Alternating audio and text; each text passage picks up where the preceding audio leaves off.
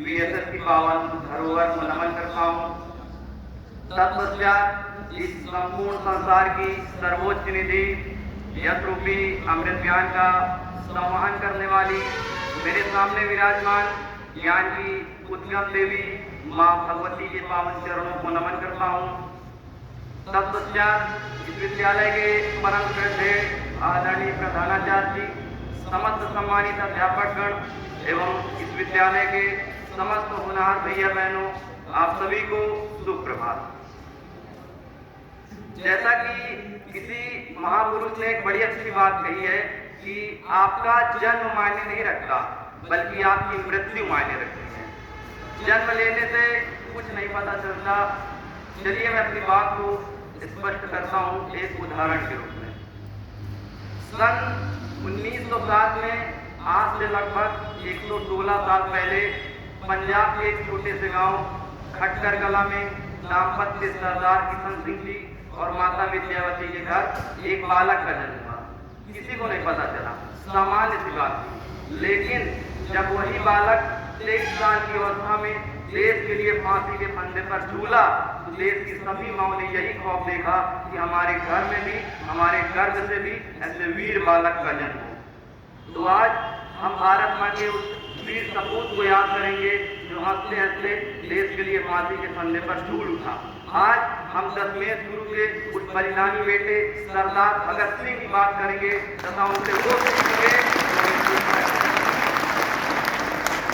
आप लोगों के मन में एक बात आई होगी कि आज भगत सिंह की बात क्यों?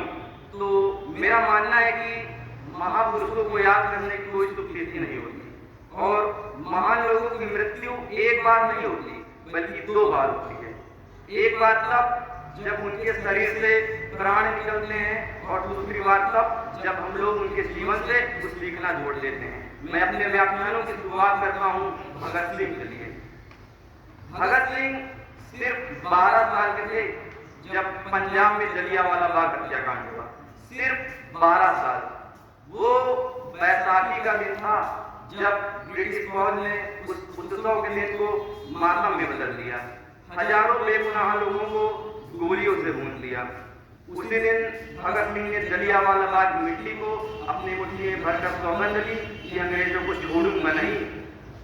शायद जिस उम्र में आज हमारे देश के बच्चे गली मोहल्ले में गिल्ली डंडा खेलते हैं, भगत ने तय कर लिया अंग्रेजों के खून से गोली खेलूंगा और जो तय कर लिया वो करके दिखाया। अंग्रेजी सत्ता को हिला कर रख दिया। भगत सिंह को बचपन से ही किताबें पढ़ने का शौक था।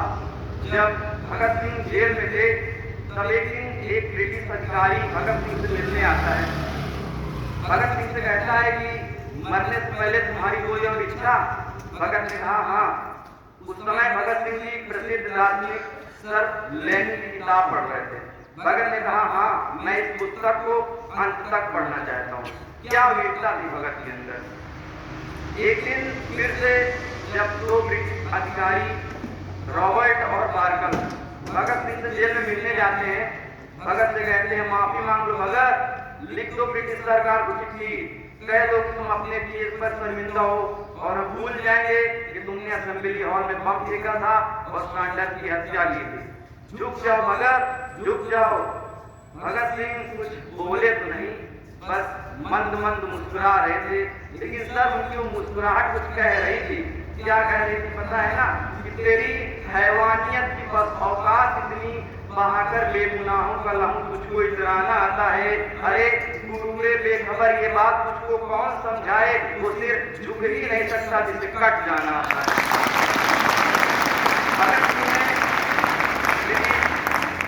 सरकार को चिट्ठी को लिखी, लेकिन क्या लिखा तो उस चिट्ठी में 2 मिलेगा।